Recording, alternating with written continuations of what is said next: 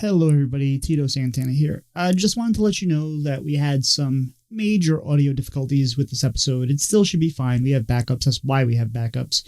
But if there's a bit more background noise or coughing or crosstalk, it's just because we had to work from backups versus the main recording. So it's still a great episode. I hope you enjoy.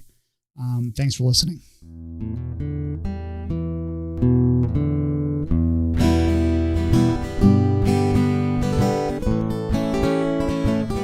Welcome back to Bread and Butter, everybody. We're serving up the basics for Hearthstone improvement. I am Doc McButt, and as always, I'm joined by my co-host Tito. Tito, how are you doing today? Doc, I'm doing fantastic, but I need you to be nice to me tonight because my new boss is here. Okay, I'll be on my best behavior. Don, how are you doing? Hello, I am doing well. I'm doing well. And I love how everybody says that. They're like, I'm the boss, but really, like, nah. You have a coffee mug that says it. Well, that's right. Oh, that coffee mug broke, by the way. So sad. No. That is sad. I know. I hate that. I hate when that happens. And my AFG mug broke. Oh, no. Let's talk about happier things now. I'm sad. So speaking of happy things, Don, what have you been doing in the world of Hearthstone? Oh, my goodness. Not quite sure if that's happy. Okay, so I've had a lot of stuff going on IRL, but also haven't been the biggest fan of the meta, honestly, since like that first patch right after the Masters Tour in April. Yeah, been a while since I've been enjoying the meta. So I kind of haven't been playing as much, which has also been good just to try to take care of other things. But we did have something that we'll talk about later that happened today. So I was like, yes, get him, Baku. Oh my gosh, Odd Hunter. That sounds like the best idea. Yes. And then proceeded to lose 3 games with it. But I had fun and I was like, yeah, that's what I wanted. I don't care if I won. I just wanted to play something that I enjoyed and not just like queue into a game and be like, oh, okay. And then exit the game. And I didn't. I was like, I lost, but that was hilarious. So that's it. That's what I've been up to. Doc, how about yourself? Sorry. Doc, please. Hearthstone. Yeah, I've been just playing a few BGs. It's been a pretty busy week and a half for me IRL, so not a bunch of time for super fun stuff like Hearthstone, but it's still the same old song and dance for me. If I can't go dragons in BGs right now, it's like nerf or nothing. Like I can't do dragons, I'm 7th or 8th place. But if I can do dragons, then I'm like guaranteed top 4. So it's a weird world I'm in for Battlegrounds, but it's the world I live in. Tito, how about yourself? Doc, I'm going to give you a little advice right now. If you play Battlegrounds right now, go Undead. Undead have some really good new minions, and especially there's a tier 6 minion that I think it's every time a Death Rattle minion triggers, give all your minions +2 or something like that, and you can do some crazy nonsense. So try Undead. You might have some fun there. I'll have to do that. And we're not going to talk about this, I don't think, today, but buddies are back. So if you like Battlegrounds and you like buddies, those are 2 things that they've put together again. If you're Howard Moon, we know you don't like that, so sorry, Howard. But you'll get over it. It won't take long. So, and we talked about it today. Oh, fair enough. Did you talk with Howard? No, you said we're not going to talk about it today, and then you proceeded to talk about it. No. I just mean we're not going to talk about it extensively. Dive into it, yeah. We're not going to dive into it. I have to give you. If you say I'm your new boss, I'm just going to give you grief. All right, that's how this works. I appreciate that. So I am actually not. This isn't my favorite meta of all time, but I don't dislike it.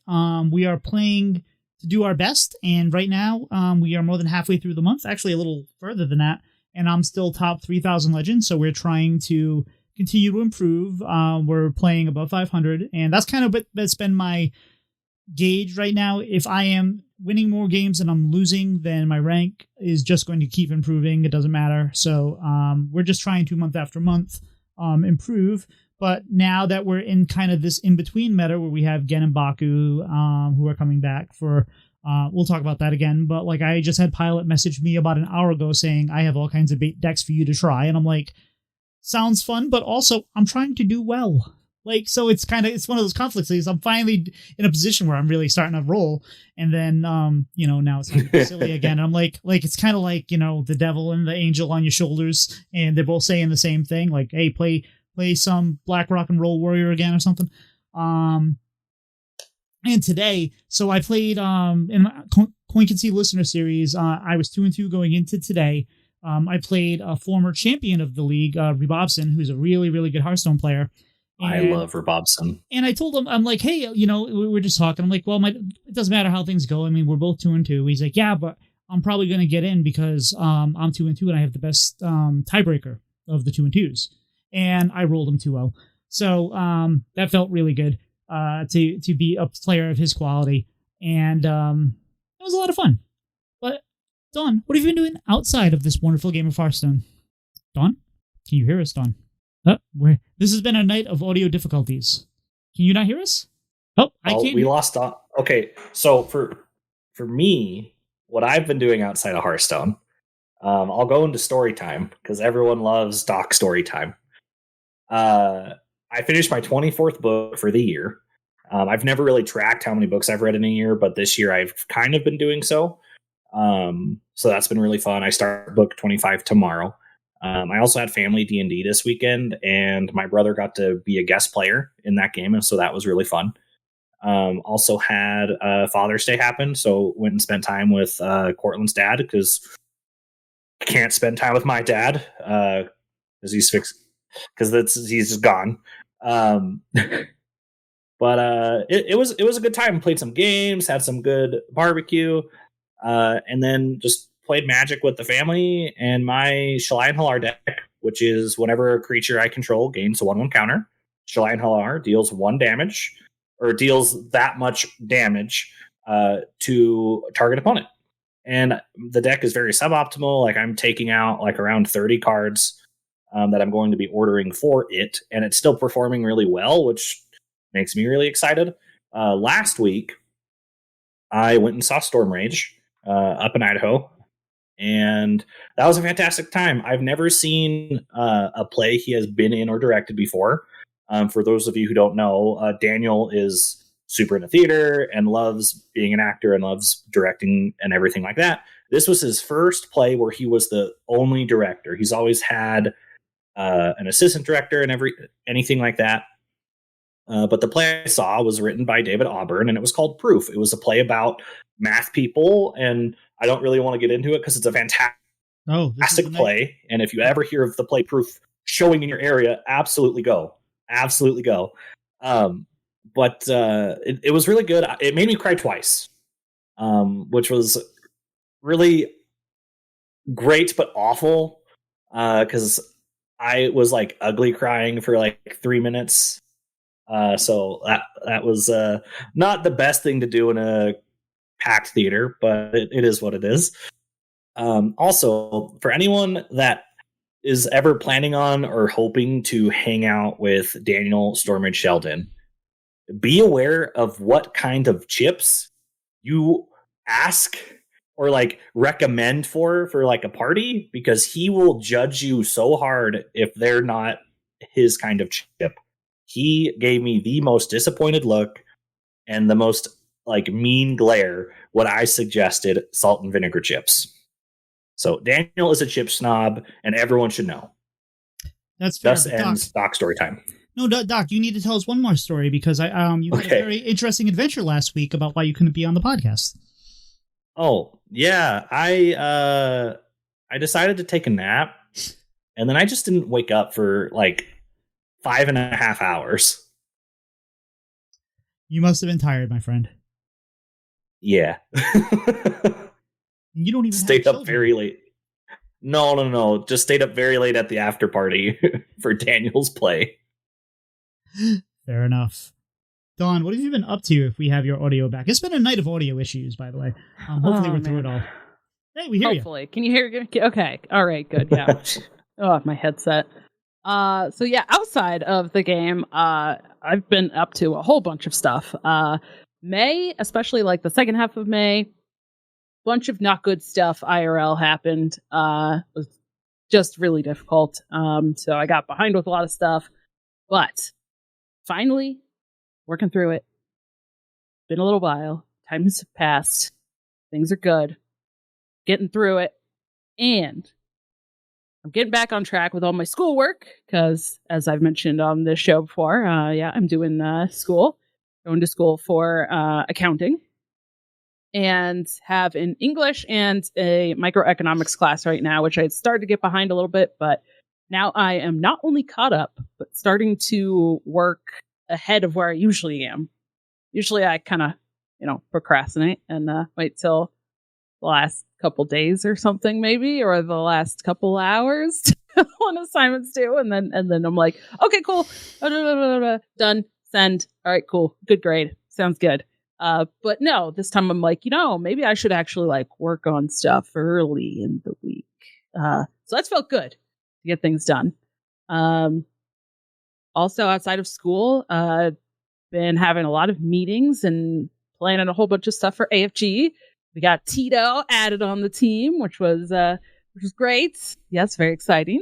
And yeah, just been putting a lot of effort into that. And also now getting back to creating some content because again, May sucked. So, just getting to the point now where finally I'm like, okay, now I can check in on Discords and check in on social medias and actually sit down and like record videos. And plus it's good timing with everything like the stuff we're about to talk about. So I got to put out my video on that today and ramping up for that. And then the most exciting thing is that I got an email. Someone reached out to me from the Star Wars Unlimited team, community manager, asking if I wanted to reveal 2 cards for the upcoming Shadows of the Galaxy set for Star Wars. And I was like, of course, like when you get that kind of thing, when you're already excited, and you've all heard me, y'all know I'm passionate and I'm a nerd and I'm going to sound dorky, whatever. It's fine. So of course I get that. And I'm like, basically like fangirling. I'm like, oh my, yes. Oh yeah, I want to do that. And then like email, it's like, I would love to do that. Thank you so much. Like turn on like the professional sound. But like basically internally, like hyperventilating. Oh my God. Which I think is also hilarious. When I posted that I'd get to reveal some cards, I thought about it and I was like, I remember talking on the Roundtable podcast about the fact that before I went to the pre-release for the first set, I literally had a nightmare. This was my nightmare was that I didn't know how to play the game when I showed up at the pre-release. Yeah. I'm that kind of nerd. That was my nightmare. It was like, oh my God, I don't know how to play the card game. Yeah. So the fact that I went from that in set 1 to getting to reveal some cards for set 2 is like an absolute glow up. And I'm like, oh yeah, this is exciting. So, who knows what's coming in set 3. We'll see. But yeah, very excited about that. So actually just sent off that video for review and I'll get to post it on Thursday, the 20th. I know I originally posted that I'd get to post it Friday, but there's going to be some people doing press kits and all that kind of stuff. So I get to post on Thursday. Well, fantastic. Nice. Well, for me, I have enough probably to fill a Doc amount of story time, but we'll try to go a little quicker than that because we have some stuff to talk about. So I'm still looking for a job, as it's been talked about on the show. I'm currently unemployed. I'm finding it hard to find a local job because of the overqualification. Plus, they don't want to hire somebody that's probably going to leave as soon as they find a job that in their field. So even just finding some part-time work has been a challenge. But I went to cross off a box just to make sure that I can't do it. And I called up an Army recruiter and I said, I'm too old to rejoin, right? And they said no. And I said something Roy Kent might say. when he is upset. So turns out I'm not too old to rejoin the army because I already have prior experience. And, so I went from 0.0% chance of doing that to like 0.5 thinking about it, and then starting to realize, well, if I go back in, I could finish 20, so you get an actual pension. I could get a job. I could get a job that can work in my field, which would be nice. Then I could also get a clearance, which would help me find a new job. So I'm starting to, plus then I have to go away to like a new, refresher basic training, which would be like 5 weeks of learning how the army has been. And they said, sometimes we can get you a waiver on that, but you haven't been in the army for 20 years. A lot has changed. And I'm like, okay, do we really have to make me feel that old? And then, so I'd have to do that for 5 weeks. And then I would have, so basically, 5 weeks of spending time shooting rifles and getting in shape. Then I'd have to go to AIT again, which is your school, because I'd have to learn a new job.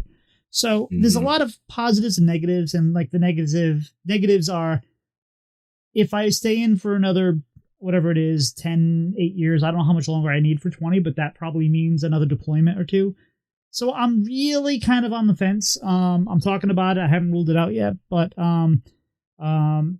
obviously that could affect podcasting and stuff like that. So, I mean, I might have to just say no so I can continue on bread and butter. But we'll see how that goes. So my kid today finished, well, tomorrow's his half day, but he is now done with 4th grade in elementary school. That's all going by too quickly. So, proud of him. He's doing well. I'm really proud of the way he's doing Taekwondo. He's really taking that seriously, which I love.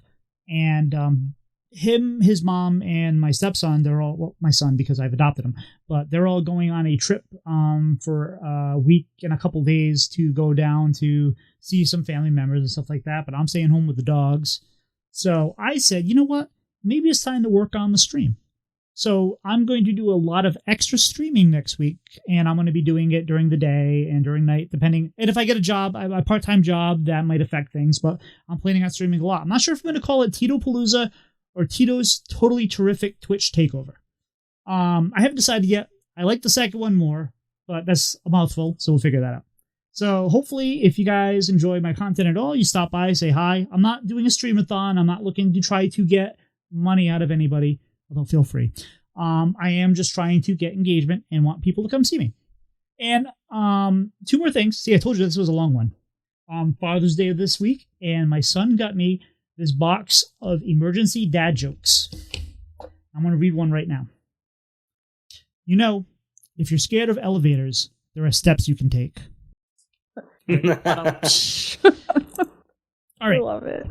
And finally, one of the things I've been planning on doing for months now is launching a new YouTube show called Talking Hearthstone, where I would talk through games, sort of Blister Guy style, the way he does at the end of his show, focused on maybe having more content for the visually impaired community that we have, because we have a fairly huge community of visually impaired folks in Hearthstone. And when you're just kind of playing the game and not talking as much, you're not giving them as much detail as they could have. And plus, I think talking through your plays and narrating through some of this stuff is good for everybody. So I want to do that. And I started doing it. So I said, you know what? I'm going to do that this week. I started working on it, and I started, okay, well, first I need to do this. And then I had to, I don't have the skills yet.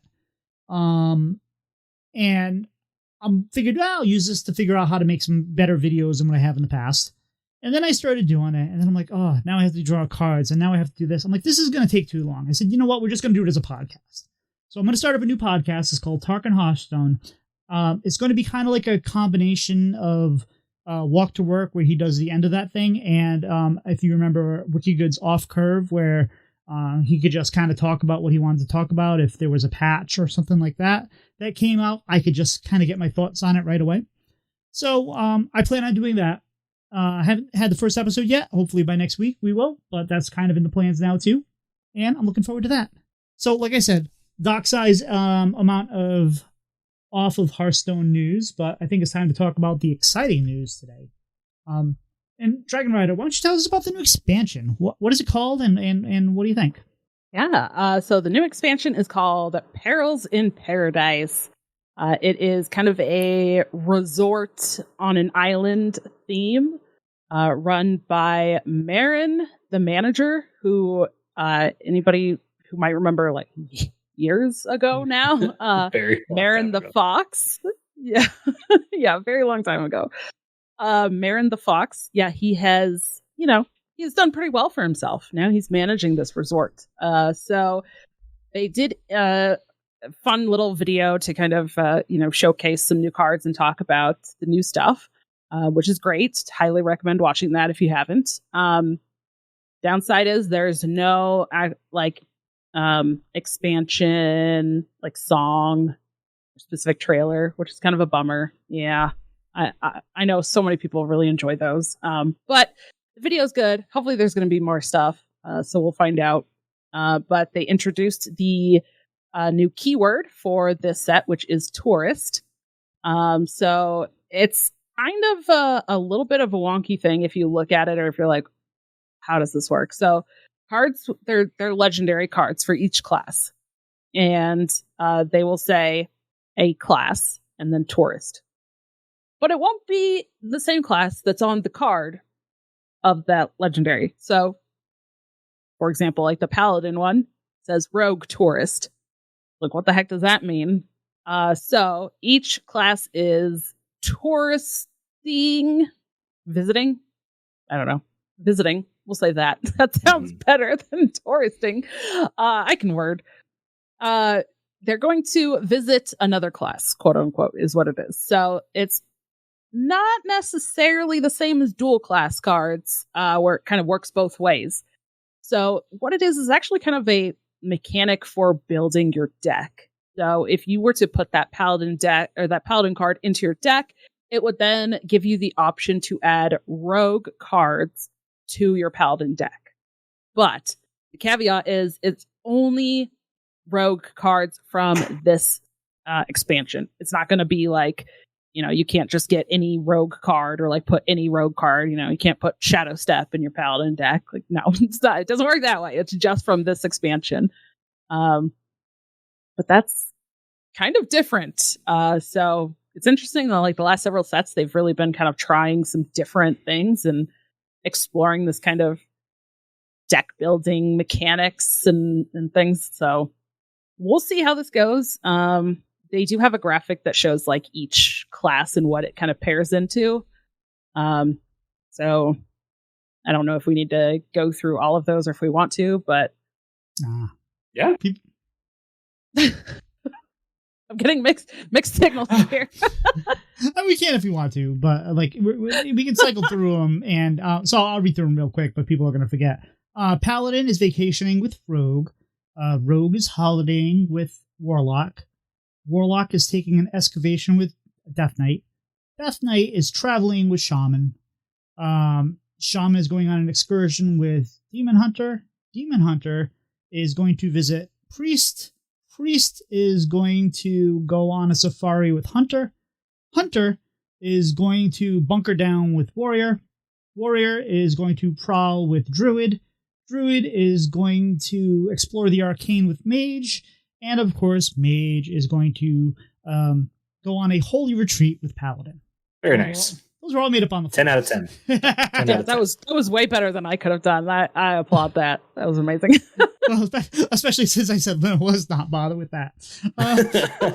So let's talk about this for a second. I think the idea is really kind of cool, and I think that it's interesting how they limited it. I think that makes it so that way I'm not going to play, Muscleatron, Shadow Step, Muscleatron, Shadow Step, Leroy. But that would have been a lot of fun. But it's definitely going to make things interesting during like theory crafting and early kind of expansions, because not only are you thinking about the cards, you're thinking about cards from these other sets. So even if you're a Paladin fan and then you're waiting for the Rogue set to be released, because now you got to see how that might affect it if you're going to do that.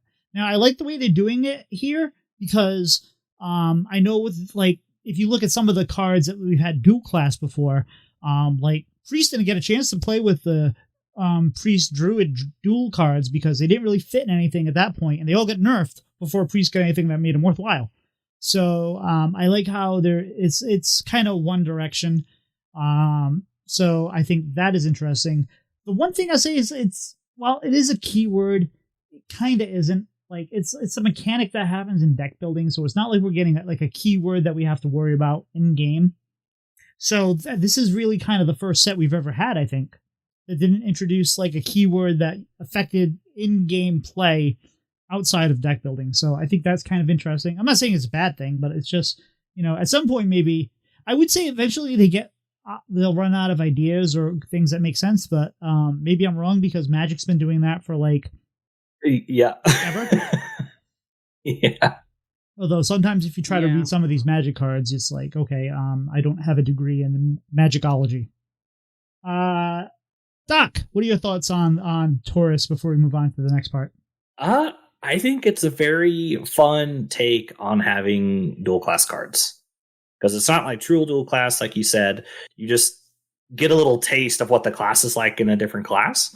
And I mean, knowing what I've heard about Sage from his dad, who's not biased at all, and from other people, Sage is just fantastic at everything he ever attempts to do. He's just really, really good at it.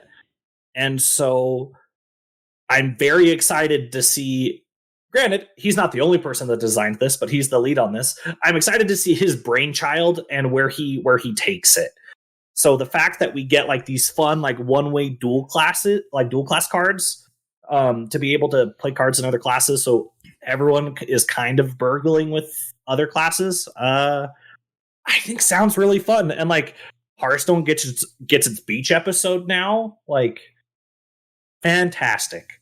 10 out of 10. I wonder if there's going to be a neutral card too that plays off the tourist mechanic. If like you are using a tourist or something, so I guess we'll see. I don't think that, yeah, but who knows? What would that look like? I have no idea. I don't know. So we're also, it is interesting though. Like, sorry, just before we move on, in terms of like the mechanic, because it's optional, right? Like you don't have to include it. Where it's like Ziliax. People like have done a lot of different stuff with Ziliax, use that in different ways. ETC Band Manager, that you kind of have that different like deck mechanic building aspect. They've done different things with that, but also like you can still play a deck that doesn't use that. So if the legendary itself or cards from the set for that class don't really work in whatever you're trying to do, then you don't have to use it and you can still just build a normal deck. So I like that, right? Because it's just more option and flexibility. It's not like a required thing. And I will say, I really enjoyed the video. I love seeing Cora popped up and dropped down a couple different times out of like nowhere. But the one thing I think they didn't do well is I don't think they explained the mechanic well. I think there was a bit of confusion on there. I actually thought that was going to be kind of like an ETC, where it's like you had a tourist and like you put cards from another class in the tourist, and the tourist would possibly whatever. And it didn't take long to figure out what it was, but I thought they could have maybe explained that a little better. They also have what normally we have is a keyword, and then we have kind of a mechanic that's not a keyword. Like this time we had the wind up mechanic, which really didn't affect anything at all. In fact, to remind you guys what it did, because I don't think anybody's played one ever, is that it was a tradable mechanic where these cards had trade. You would trade them into your deck, and they would increase in power on some level every time you drew it. So it would be a +1/+1. You trade it, you get it back, it's +2/+2. They've done something like that before, but there were several cards that had that, and they never saw play. This time we now have a mechanic called Drinks. And it is basically a twin spell, but ×3. So you get a card, you play a card, you play a card. So it's a lot like the bananas and the monkeys in Hunter. The barrel of monkeys. The barrel of monkeys. It's the same thing. It's basically you play one, the art changes to only have 2, the art changes to only have 1. The one we saw was deal 1 damage. And each time you did it, it would just deal 1 damage. There was no change depending on which card you were. You just got to do it 3 times. But we're also getting, they're saying drinks and locations. We're getting 6 new locations at minimum. Because they said that we're getting 6 locations for the island that's themed of the expansion. But that doesn't mean that those are the only locations we're going to get. We could get more, but I'm assuming that we're going to get 6. So it'll be interesting. So okay. I think it's 6 locations and 6 drinks. So it should be like 1 for each class. Then maybe one class has both a drink and a location. Fair enough. Or maybe one's neutral. I don't know. But yeah, I think it's 6 of each. Okay. So yeah, so if you have a drink, you're probably not going to have a location and vice versa, like they've done with some of these other mechanics they've had before, like they did in Badlands. You either had Excavate or you had Highlander. So yeah, we'll see how that goes. We also, as usual, get our free card, and we like that free card. I like that free card to be fun, fringe playable, and not something we're going to see in every deck. I don't know where this is going to fall, but we got Marin the Manager. And he is a 7-mana 6/6, and he reads Battle Cry, choose a fantastic treasure. Shuffle the other 3 in your deck. And this is a mechanic they've really kind of latched onto over the last couple expansions. I like it. So it never feels bad. Which one you pick, you still get all of them a lot of times, either it's in your hand or in your deck. But the 4 we've seen the 4 treasures before. You got Zarog's Crown, which is discover a legendary minion, summon 2 copies of it. Good one, especially if you draw like a rag. Toland's Goblet, which is draw a card, fill your hands with copies of it. Wondrous Wand, draw 3 cards, reduce their cost to 0. And Golden Kobold, which is taunt. It's a 3-mana 6/6 taunt. Battlecry, replace your hand with legendary minions. So, I mean, some of these are really good. Some of these are questionable, but, you know, there's a lot of flavor here. I don't think this is going to be this isn't going to be one of those cards that you see everywhere, but I think you'll see it in some places. Doc, what do you think about this card? Yeah, I think it'll be fun. I like how they're bringing back other non-League of Heroes Hearthstone original characters. As far as I'm aware, Marin's Hearthstone original. I can't remember meeting him in WoW, but he was fun in his first iteration. He would summon a chest for your opponent, and you'd have to kill the chest to get the rewards from the chest. Now you kind of get his bonus initially, and then you get more value later. I think it's really fun. And the art in this is awesome. He's holding like the big, like breaking ground red ribbon scissors, and he's cutting a ribbon, which I assume is opening up his resort. It's just so Hearthstone to me. I don't know. I like it when they work within their own universe, but I also like it when they work within their own universe and it's not the League of Heroes. And I know I'm in the minority in that. I just think we've had the League of Heroes so much that I just have this League of Heroes bloat. I just don't enjoy them as much as a lot of other people do. The treasure seems super fun. And they're treasures we've seen before in like duels and just from other wondrous treasure mechanics. So it's fun to get to see these cards again. Yeah, I think for a free legendary, they couldn't have designed a better one. Yeah, no, I agree. I think he's really cool. One thing I like about like the card mechanic itself is that you get all 4 of the treasures. And you get 1 immediately, and then the other 3 go. So, like, you get the option. It's like a discover, but it brings up all 4 options. So you just, like, get to pick whichever one of those you want. It's great. Also, he's a pirate, but he's also the manager of this resort. So I'm like, how, like, legit are his methods of becoming Oh. So it's like, what did he do to get to where he's at? It's definitely a gold laundering scheme that he has. Because there's no way he quit being a pirate to run a business. There's something going on. And I don't know. I think the flavor of this is so good. They could take it so many different directions. And then whatever the mini set will be could be a play on what Marin's actual plans are for the resorts. Who knows? I hope it is. That would be so fun. I love this so much. All right. And they did reveal a few cards today. I believe we have 12 cards. So we'll talk about them real quick. We have how many legendaries? We have 3 legendaries revealed. We have 3 legendaries. We have AFK from Battlegrounds fame. A 5-mana 0/5. At the end of your turn, give all friendly minions that didn't attack +2/+2. So I really like the flavor of this card. AFK does nothing, can't even attack. One of my favorite Battlegrounds heroes of all time. I have a lot of games. I got the achievement with her, and that was probably the best accomplishment I could have gotten, because you have to skip an extra turn and then still win, and that was a lot of fun. But I really like the flavor on this one. It gives you, especially if you can play a bunch of small minions along with her on, like, later on in the game, or like the example they gave in the reveal video was you play something that drew like 5 2/2s and Death Knight, and you played her at the same time, then they all gain +4/+4 if they didn't attack. So, or +2/+2, so they all became +4/+4s. So I like that concept. How about yourself, Don? Want to go on to the next card here, or do you have anything about AFK? AFK is my absolute favorite card that was revealed so far, and I'm gonna put the hot take out there now. Might be one of my favorite cards for the whole set.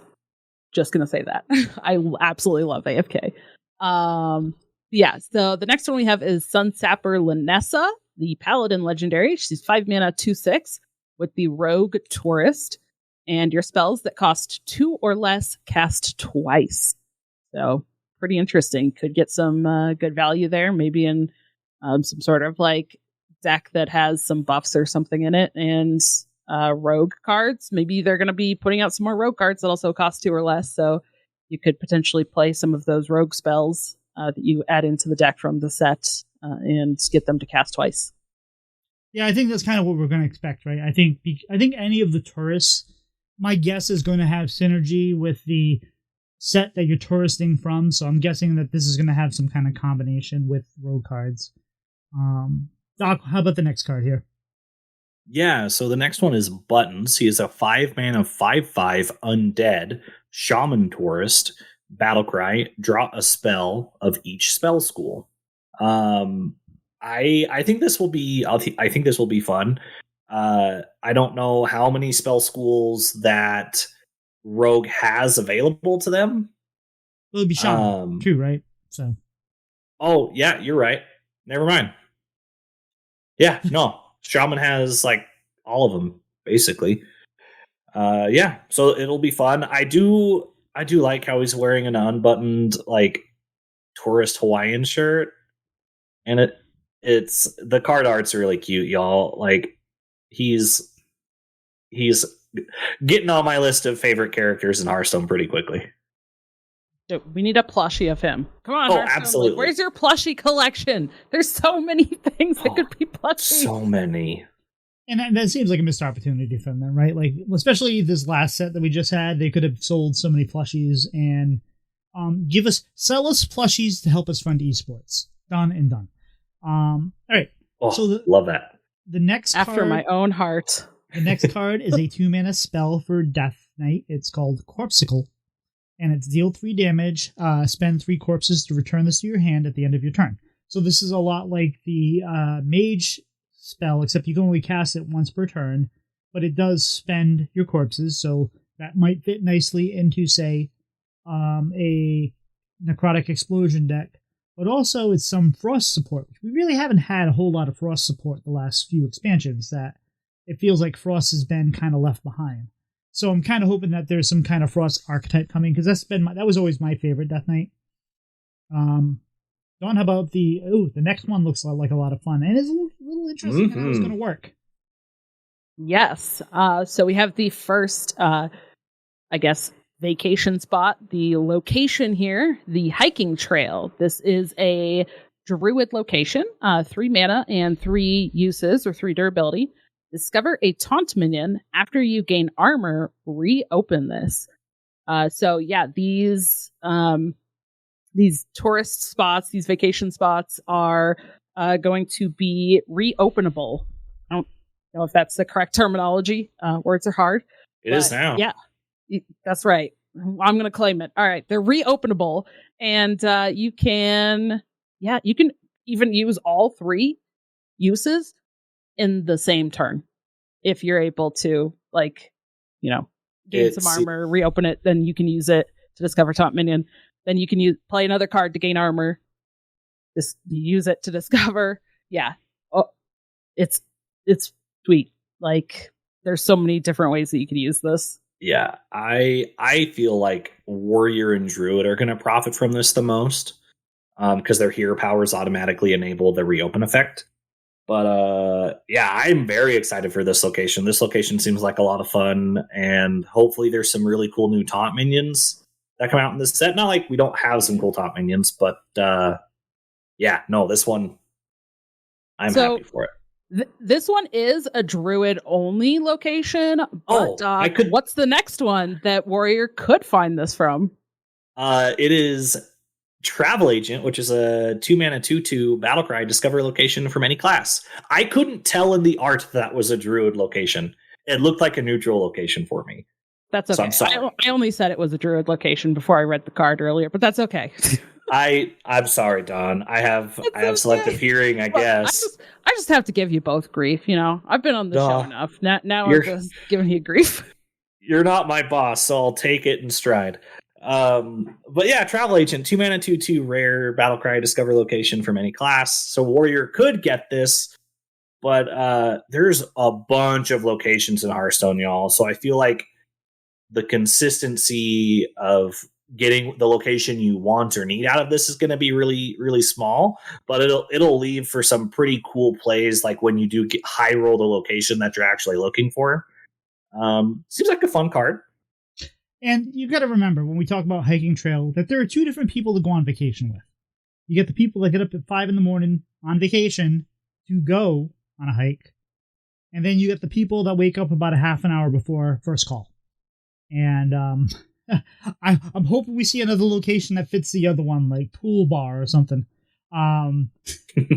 Speaking of Pool Bar, our next card is a Murloc Pirate. It's Drink Server. Perfect timing.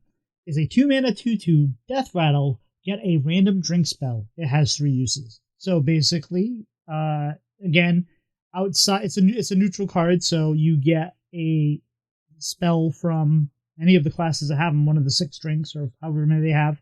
So this feels like a value card. I think it'll see some play if the drink cards are good, but that's yet to be seen. It's a cute little guy. Looks like he's ready to I don't know. He looks like he's ready to party after he gets off shift. Let's be fair there, and I don't blame him. Dawn, how about the next card here? The next one we have is Weapons Attendant. It's again neutral, 6 mana, 6/4 pirates.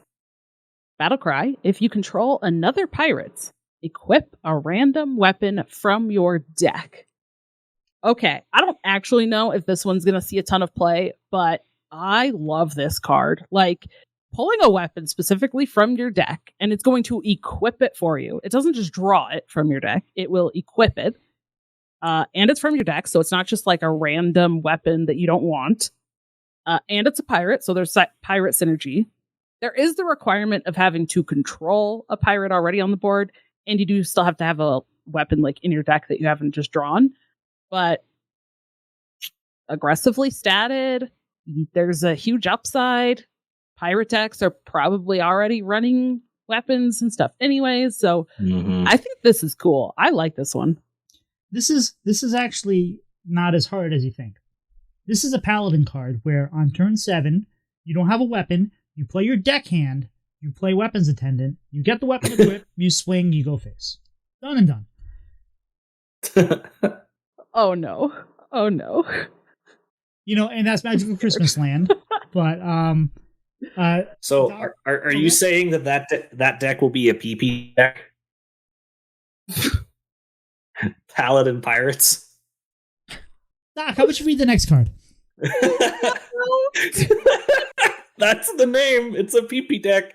A PP deck for them white weenies. So the next card, TM. The next card is a 3-mana 3/2 Paladin weapon called Volley Maul. After your hero attacks, get a 1-cost sunscreen that gives +1/+2. And the art in this is really, really great. It is 3 like outdoor kind of crude volleyballs just attached together with a stick in the middle. 10 out of 10. I love that they're giving like cantrips like fun little names. Like it's just a little cantrip spell, but it's called Sunscreen. Fantastic, because when you're out playing volleyball on the beach, you gotta be applying that sunscreen because otherwise you're gonna get sunburn. And remember, these are going to be +2, +4 if you have Sunsap or Lanessa down as well. So, like, there's a little synergy already right there that we're seeing. The next card we have is a rogue spell, a 2-mana spell called Petty Theft. Get 2 random 1-cost spells from other classes. Seems pretty value-oriented. Don't know how good it'll be, but, anytime you get value in rogue, especially cheap value, those tend to be pretty good. We have Drink Card up next. Why don't you tell us about that? Yeah, these are probably in line with the kind of like just add a little bit of coffee to them, and this would be like right up my alley. Malted Magma, a 2-mana fire spell, deal 1 damage to all enemies. 3 drinks left.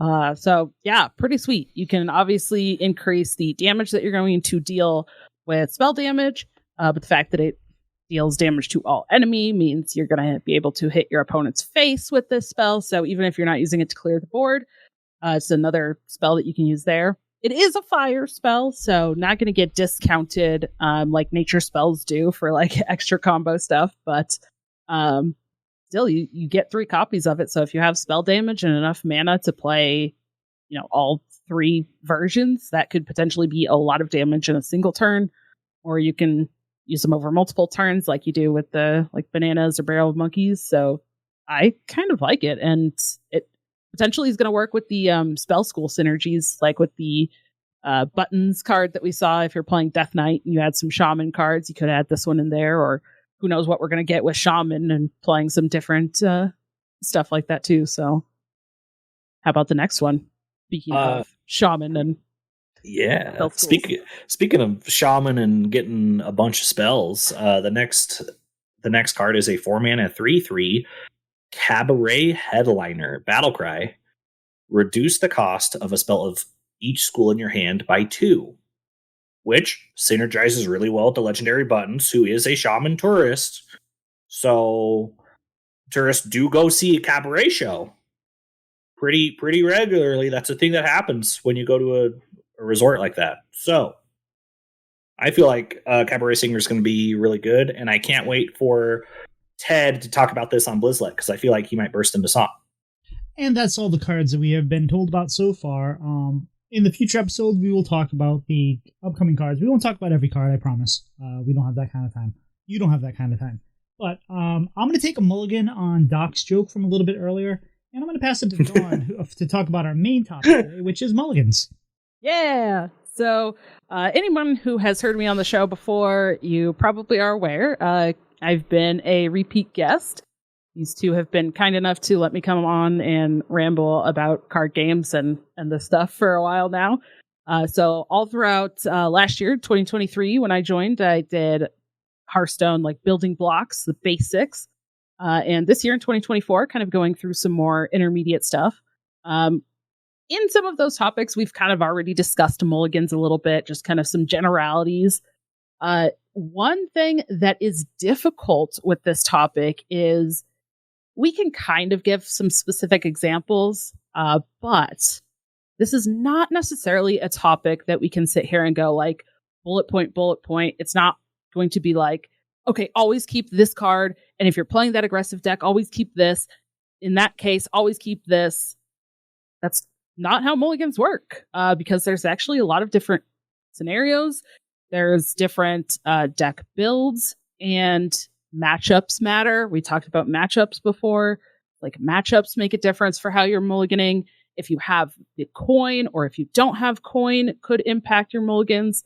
And one of the biggest things that I also think like some people do talk about, but it's not always mentioned, is that one really important aspect for your mulligan choices is keeping cards that work together. So sometimes it might, like, you'll hear like some of the pros who are streaming maybe talk about this. They'll be like, I would never keep this card, but I have X, Y, or Z already in my hand, so I'll keep it this time. And the cases like that are really what makes mulligans so challenging and like ever changing. So this is a topic that I kind of wanted to go through a little bit more loosely in like a discussion with you guys and offer just some like tips for people to think about. What are like questions that you can ask yourself while you're doing mulligans? What are the things you kind of need to think about? And then allow listeners to take that and go practice doing their mulligans. Because as I said, like, it's really hard to just say like, okay, do this, because that's not really how mulligans work, whereas like our topic on math, I can say, calculate lethal. You always got to calculate lethal. The numbers aren't going to change what's on, okay, if you add stats or whatever, that's changing it. But like, the math itself isn't going to change. Your mulligan choices will change. So what is the first thing that you guys tend to think about when you get into your mulligans?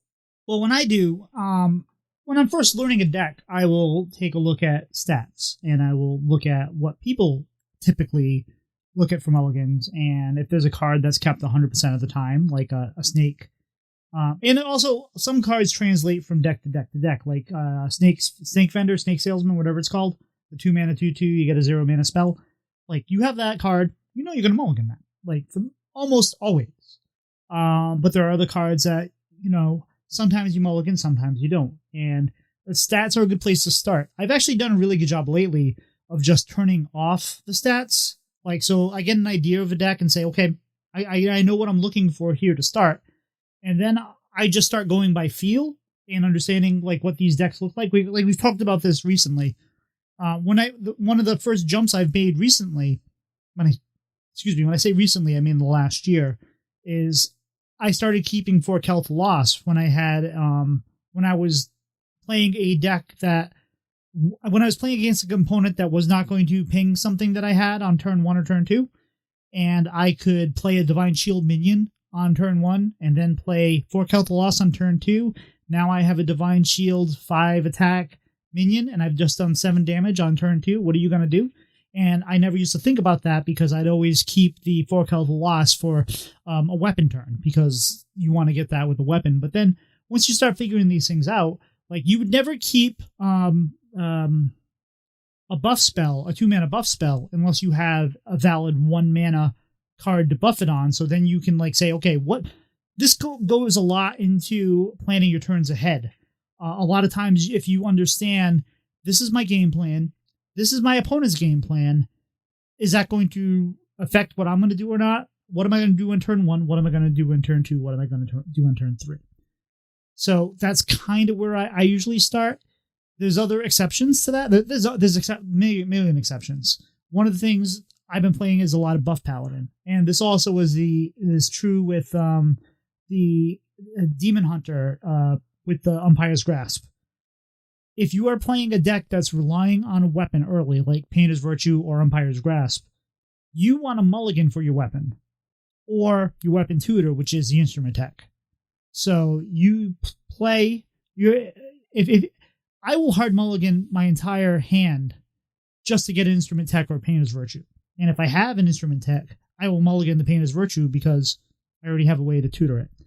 So it comes down to understanding your game plan, what you want to do, and how you want to play. And it's different. It's not going to be the same in every game. I mulligan differently for Paladin.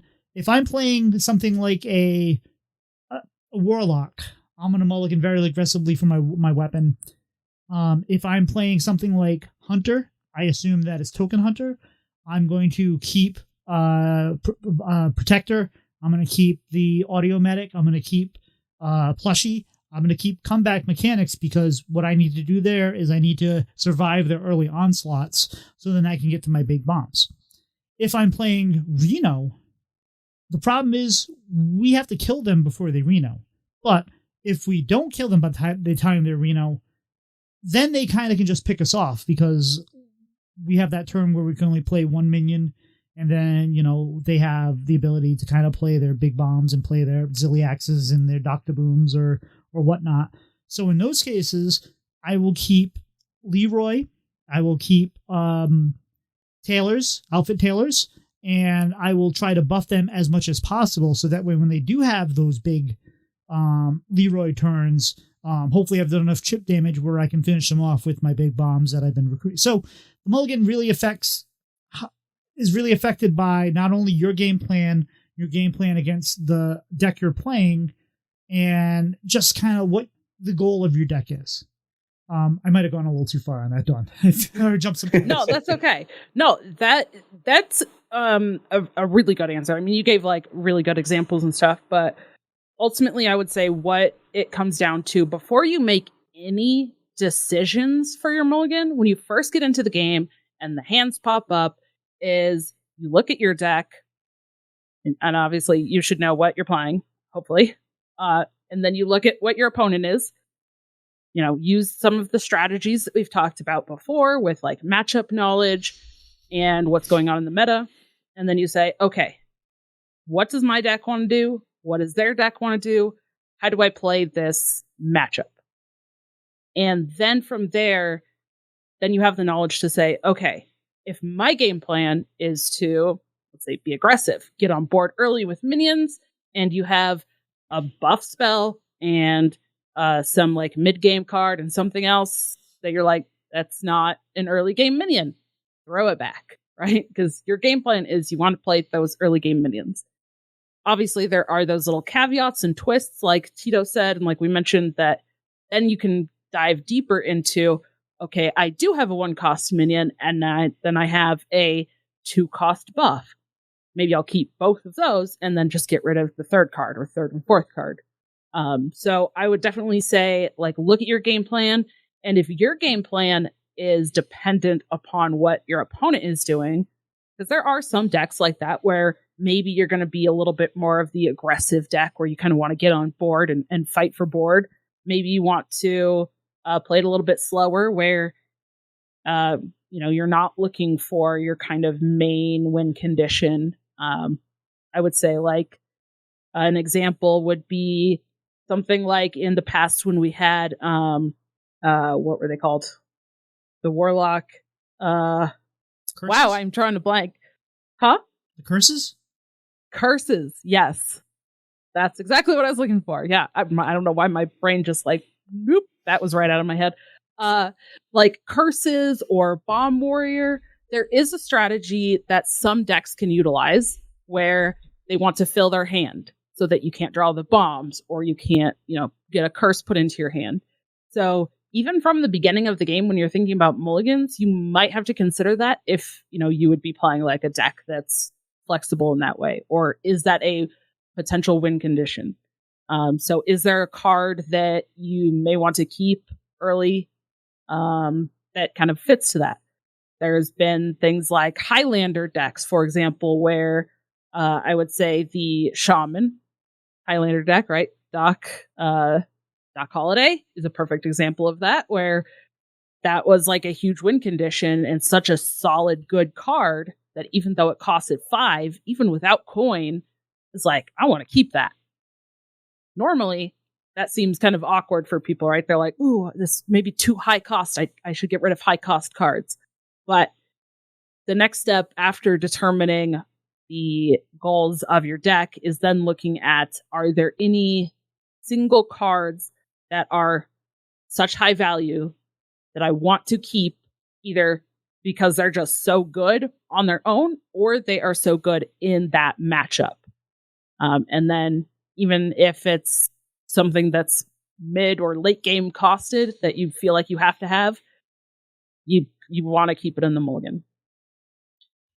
And there's like decks where you think you want to keep cards. Like I'll say a good example would be the Egg Hunter. Not that you guys on Doctor 3 like to say bad things about Egg Hunter, but I loved Egg Hunter and that was a lot of fun, especially big minion Egg Hunter.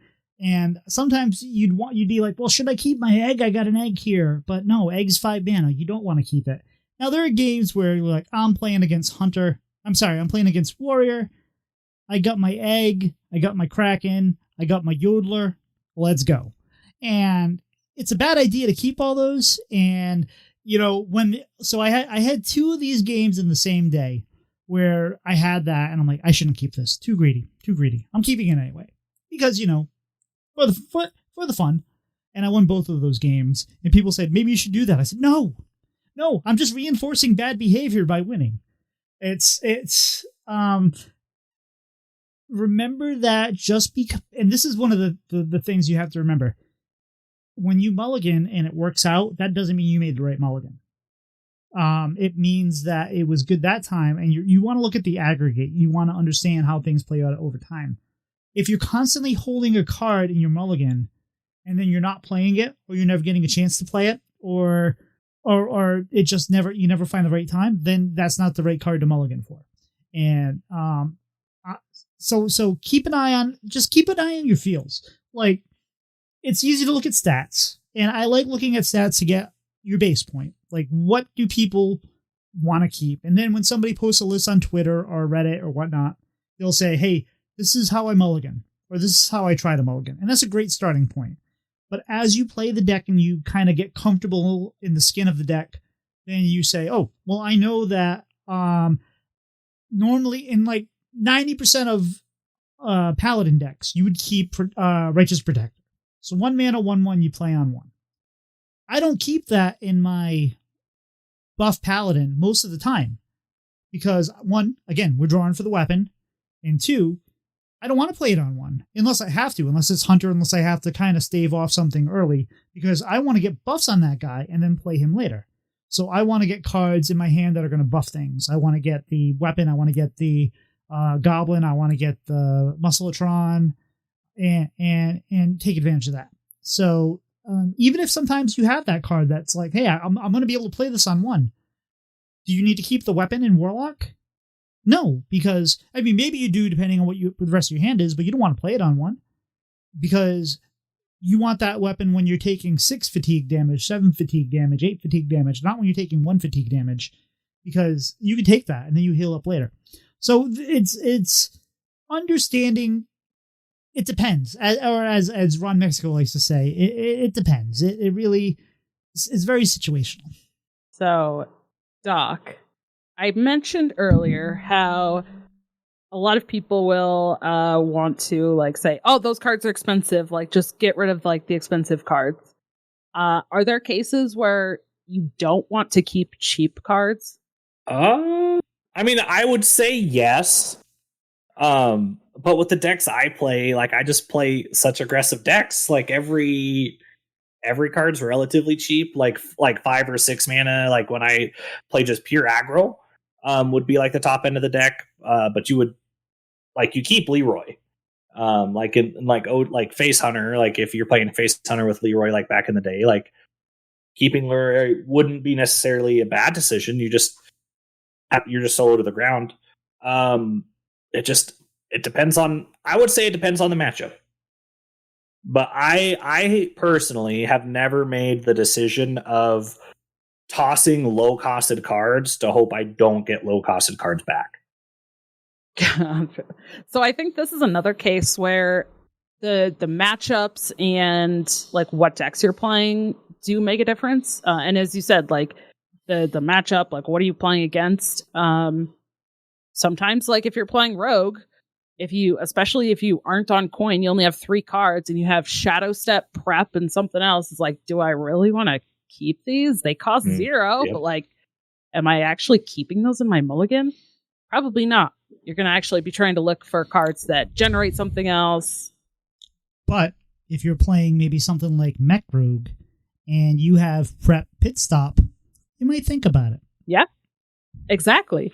And that's why it's something that is so important to talk about, but it's so difficult to talk about too, because, we can't just we can give these examples, but it literally will change every time that you're in a game. So this is something that Like, you're always going to be looking at mulligans. Even the like top players. I've heard this from like No Hands, especially. Like, No Hands is always, every time that he's streaming, like he's always talking about this, and he always like analyzes, do I actually want to keep this? Okay, but I have this, but do I want to keep it? And sometimes he does, and sometimes he doesn't. And it's kind of just really, again, dependent on all of these different factors. So this is something that you can't just say, oh, okay, like I understand mulligans and I'm never going to think about it again. Like, you have to think about it every single time. I would say there's times where I've also seen players, even like the top level players, who maybe they have a 1 cost minion that only has 1 health.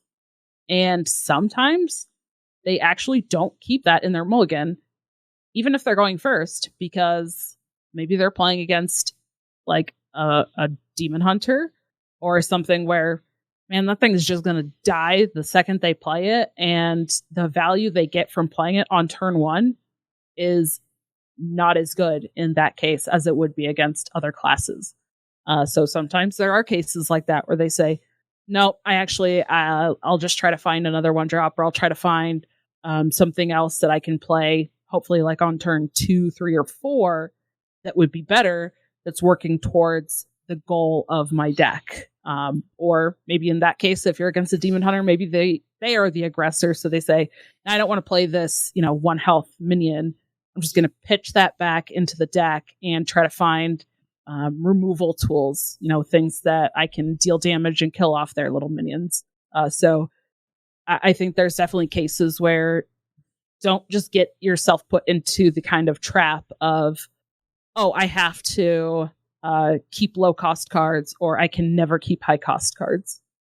And it's definitely dependent. And one thing, like for example, Rogue Stick Up, you probably don't want to keep Stick Up. Stick Up is not a good card to keep in your opening hand. If you have Velrock, yeah, I'm keeping Stick Up, because now I have an activator for this card. I saw something today or a couple days ago where it was talking about a deck of 52 cards. They're saying, shuffle that deck up really good.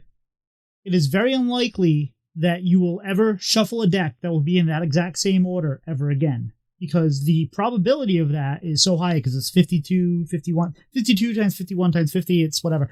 That's not quite the same stats as Hearthstone, because you have a 60 card deck and you're drawing either 3 or 4 cards, but every time you mulligan, you probably have some kind of setup that is possibly you may never see before, or you might not see that often. And then if you factor in the matchup at the same time, then just because you had a 1 mana, 2 mana, 3 mana card that would work against one deck, it won't work against the other. So I'm different than a lot of people where I can play hundreds of games with the deck, and I'm happy. I like learning that.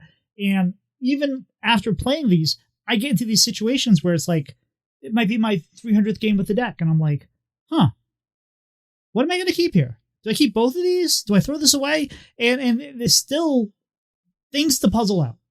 And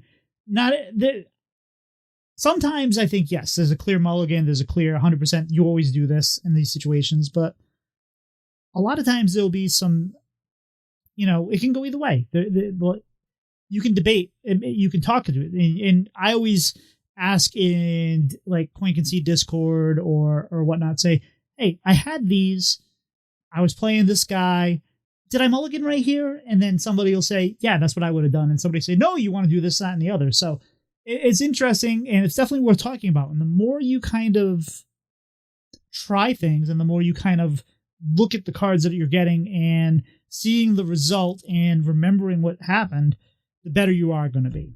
Yep. 100%. I think does Doc have anything else? No, I don't. Okay.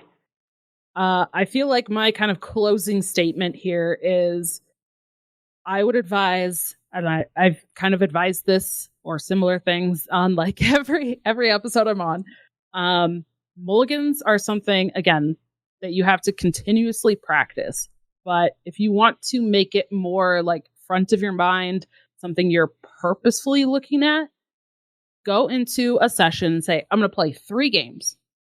Those 3 games, whatever, I'm not really going to think about like too deeply about the game that I play. but I'm going to think really, really hard about the mulligan, and I'm going to take up the entire mulligan time that I have and just think about these mulligans. I'm going to take notes and say, I'm going to play those 3 games. I'm going to analyze this. Maybe you even write down, what's my game plan? What's their game plan?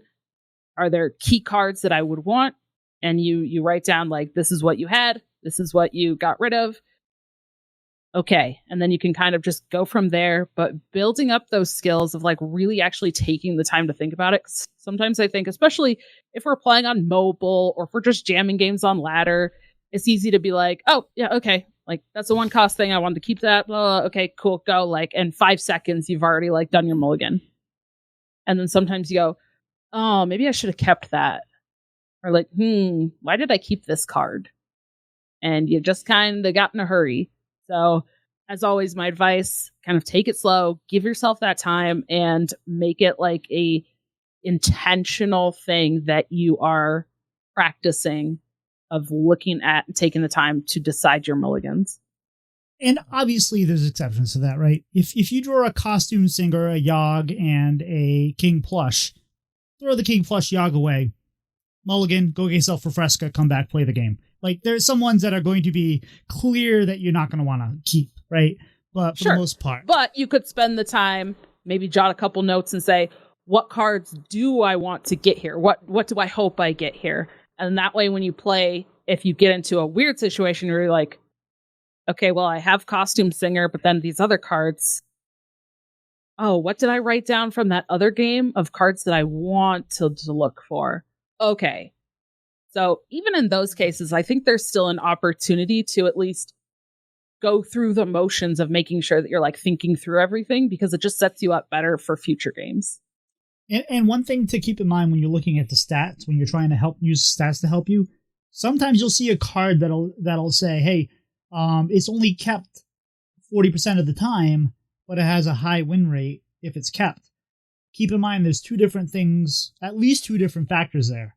Sometimes it's kept in combination with a card or another card, and sometimes it's just a card that got, after you've mulliganed, it's ended up in your hand and you still won because of the other cards. So it's not always 1-for-1, hey, this is 70% of the time it's in the mulligan, it wins. Well, look at the kept rate. Look at the other things, played rate, like, put the math together. It's not just one stat, it's multiple stats. So it's definitely good to look at stats as a tool, but don't use it as the end-all be-all. Yeah, absolutely. The way that I'll give an analogy for people to think about this. Think of the stats as some like different handholds and footholds if you were like rock climbing. Like if you went to like a rock climbing wall or something at, at a gym or somewhere. And those are like all the possibilities, right? Like, okay, yeah, that stat might show something, but in this case, maybe you're climbing in a slightly different direction. You want to use a different handhold or a different foothold, and that's actually more correct. There's gonna be a lot of stats, but yeah, it's a little bit too nuanced for stats to provide a 100% accurate, like, picture of what mulligans actually are. And sometimes, again, like, sometimes you don't overthink. That's the other thing, is think about things, plan them, but sometimes you don't overthink it. Like, sometimes if you get a costume singer, you're playing that on 1 almost always, right? So take the easy things that and then work on the more complicated ones and figure out, hey, that's it. Any final thoughts, Don, before we move on? I have a final thought. The Celtics just won Banner 18, so anything is possible. Anyway, Doc, that was a lot of information today. I'm kind of full, but I think I have room for dessert. What do you think? Yeah, dessert sounds pretty good. So, Don, what is your ideal summer dinner? Oh, this is good. I like so many foods, and sometimes I will eat foods that I don't care what season it is. Like, I will have ice cream in the dead of winter, and I don't care. And sometimes I will have like hot soups or chili in the middle of summer, and I don't care. But my ideal summer dinner, my immediate thought was like a nice juicy burger, especially if it's like homemade. You get to put all the different toppings that you want on it. But also I just say like something like tacos or burrito because I love those. Like burritos are like my comfort food. I could eat burritos all day, every day. There's so many different varieties. So like, I don't know. I guess here's my ideal summer dinner. Some type of food like tacos or a burger where you can make like, kind of like line it all up, right? Where you have like, not buffet style, but kind of like that, right? So you kind of have everybody like go down the line and build it themselves. That's my ideal summer dinner. Nice. I love that. Listeners, please leave us a review. Let us know where we're doing the good, bad, the ugly. We prefer 5 stars because it helps with visibility, but give us an honest rating, what you feel like how we're doing. We want to make this show the best it can be for you and the best it can be for us. So your feedback is how we do that. And if you leave us a review or email the show, we will read it out on the show. DragonRider, where can people find you? Yeah, you can find me on Twitter at DawnieDK. That's DAWNIEDK. You can find me on Twitch and YouTube, DragonRider TCCG.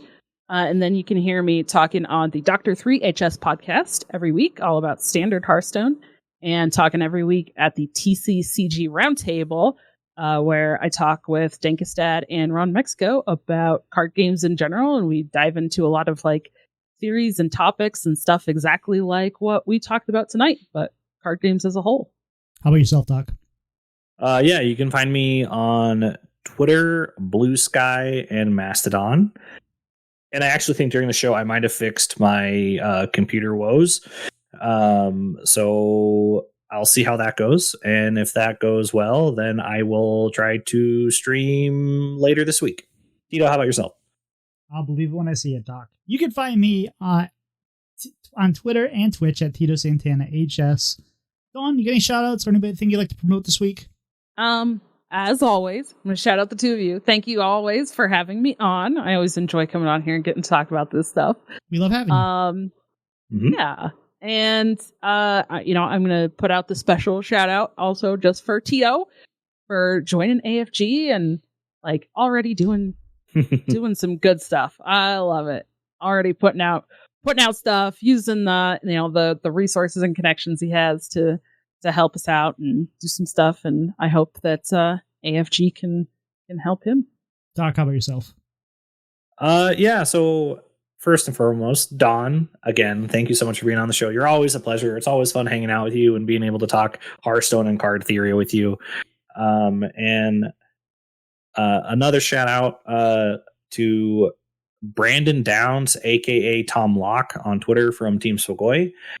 He's a very dear friend of mine. I've known him for a very long time, and we've started to call each other on Wednesdays at like 7:00 in the morning because it's like during his commute and as I'm getting ready for work and everything. He's just a good friend. Love the guy a lot, and he's a good mentor. So Brandon, thank you. Love you, buddy. Tito, how about yourself? Next week, remember, Tito's Totally Terrific Twitch Takeover, or Tito Palooza, whatever you want to call it. We're going to be streaming a lot. If you haven't stopped by yet, please stop by. Love to see you. I'd like to thank everybody that's been keeping me in my stream. Like, I don't have a big community, but we're growing, and we have some people that are there quite a lot. So, Pilot and Lazy Turtle and DragonRider's been stopped by a lot more lately. Tile and Knife, Ron Mexico stops by sometimes. So I appreciate everybody that does. And, we're getting there. I want to say thank you to everybody in Hype Horizon. Hype Horizon more or less shut down the esports portion of the team. And, it was a good run. And I understand why we did. And it was good. And I also want to thank everybody at AFG for welcoming me in. And I'm hoping to, I know, Dawn, I know you already said something, but do you want to say something about the festivities for next week before we close up here? Sure, yeah. We haven't announced anything like officially yet, but just to start getting everybody kind of hyped up and prepared for it. We will be doing some like Pride, kind of AFG, streams and some different stuff. And we'll be raising funds for the Trevor Project. And Heck yeah. I'm excited. This year we're, again, still it's like getting all the things calculated. But the biggest thing I'd say AFG is doing this year is we are going to do an AFG match for that fundraising. So, we'll match quite a bit, I'm hoping, from donations from the community. So very excited for that.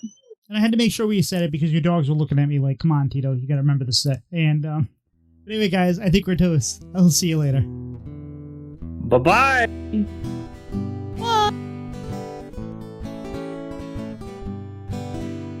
Slide two brothers meet one another when they slide up to the mic. It's bread and butter with one another. Let's start up that recording light.